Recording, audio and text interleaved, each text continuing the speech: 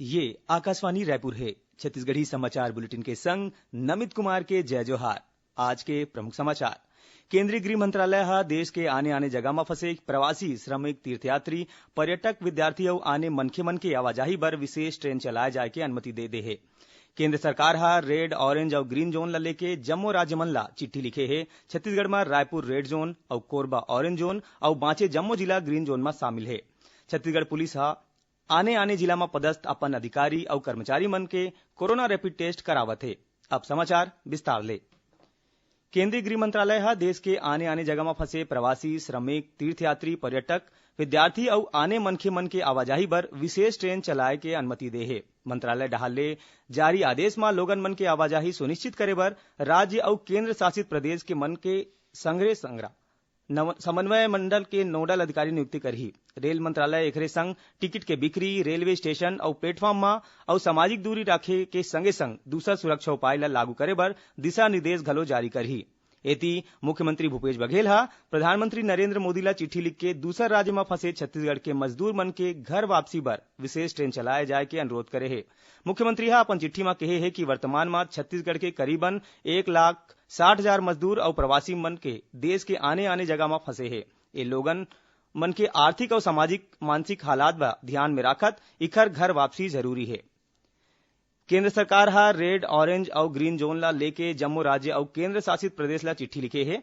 एमा जम्मू राज्य सरकार और उखर जिला में रेड ऑरेंज ग्रीन जोन ला लेके एडवाइजरी जारी करे गए है।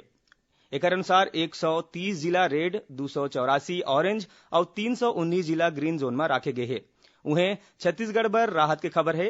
राजधानी रायपुर और कोरबा ला छोड़ के बाकी जम्मू जिला ला ग्रीन जोन में रखे गए है। वहीं रायपुर ला रेड और कोरबा ला ऑरेंज जोन में रखे गए है। खबर के मुताबिक रायपुर में हाल ही में नर्सिंग अधिकारी ला कोरोना पॉजिटिव पाए गए रहीस, जेकर इलाज एम्स अस्पताल में चलत है। आप मन ला बता दें कि केंद्रीय स्वास्थ्य मंत्रालय डहार ले जम्मू जिला मन के समीक्षा के आधार में नवा सूची बनाए गए है। नवा नियम के हिसाब ले अब कोनो जिला में 21 दिन के अंदर में कोनो कोरोना संक्रमण के नवा केस नहीं आही ता ओला ग्रीन जोन में रखे जाही। एकर पहली इस समय सीमा 28 दिन के रही से।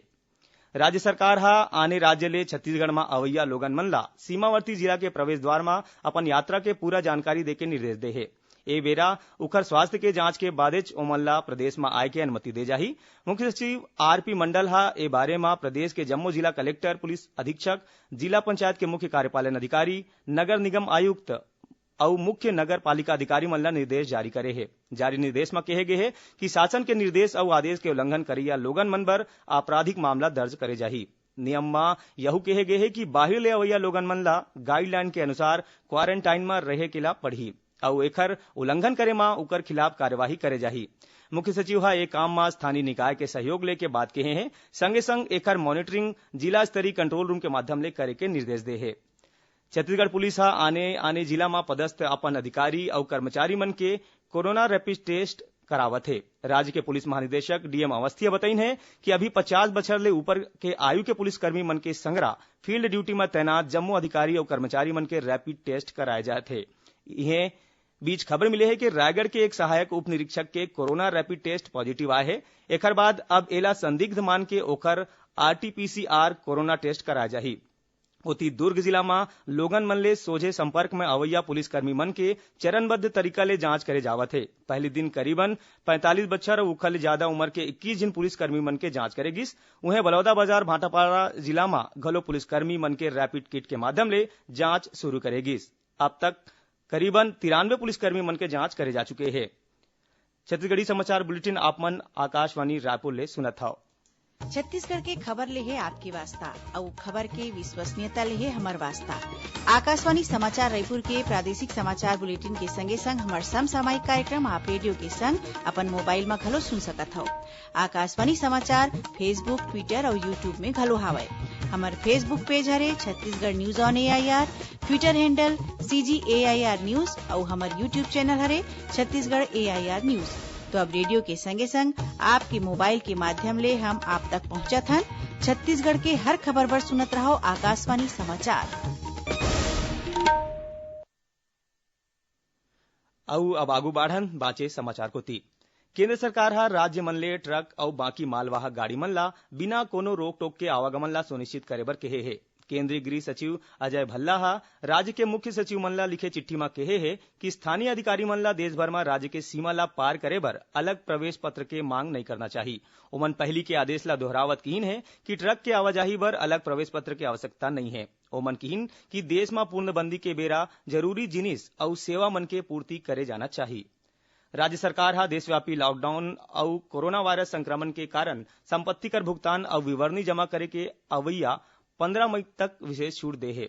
ये आदेश नगरीय प्रशासन और विकास विभाग डहार ले प्रदेश के जम्मू कलेक्टर, नगर निगम आयुक्त और मुख्य नगर पालिका अधिकारी ला भेजे गए है। आदेश में कहे गए है कि संपत्ति कर और विवरणी जमा करे बर पहली आखिरी तारीख 31 मार्च निर्धारित करे गई रही, जेला बढ़ा के 30 अप्रैल करेगिस, उन्हें अब एला बढ़ा के 15 मई तक कर दे गए है। केंद्रीय उद्योग मंत्री नितिन गडकरी छोटे उद्योग बर बैंक के योजना, नवाचार और अनुसंधान ले जुड़े एक पोर्टल जारी करे है। एमा केंद्र सरकार, राज्य सरकार और केंद्र शासित प्रदेश के जम्मो योजना मन के जानकारी हवय। पोर्टल में छोटे उद्योग बर नवाचार और अनुसंधान के जानकारी ला घलो दे गए है। संगे संग पूंजी प्रवाह और विदेशी कारोबार गठबंधन के सुविधा घलो दे गए है। राष्ट्रीय परीक्षा एजेंसी कई ठिन परीक्षा के ऑनलाइन आवेदन जमा करे के समय सीमा ला बढ़ाए है। ये फैसला कोरोना वायरस ला देखत ले गए है। राष्ट्रीय होटल प्रबंधन परीक्षा के संघरा इंदिरा गांधी राष्ट्रीय मुक्त विश्वविद्यालय के पीएचडी और एमबीए के प्रवेश परीक्षा के संगे संग भारतीय कृषि अनुसंधान परिषद और जवाहरलाल नेहरू विश्वविद्यालय के प्रवेश परीक्षा पर आवेदन करे के तारीख ला ए बछर 15 मई तक बढ़ा दे गए है। आज अंतर्राष्ट्रीय श्रम दिवस है। एला मजदूर दिवस और मई दिवस के नाम ले घलो जाने जाते।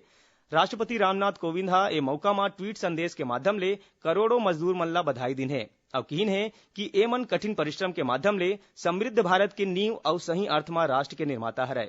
मुख्यमंत्री भूपेश बघेल घलो श्रमवीर मन ला मई दिवस के मौका में अपन बधाई और शुभकामना दिन है। देशव्यापी लॉकडाउन के बेरा में छत्तीसगढ़ के किसान ला अपन उपज ला ऑनलाइन बिक्री करके बताए के ओमन उन्नत खेती करे के संगे संग हाईटेक घलो हो गए है।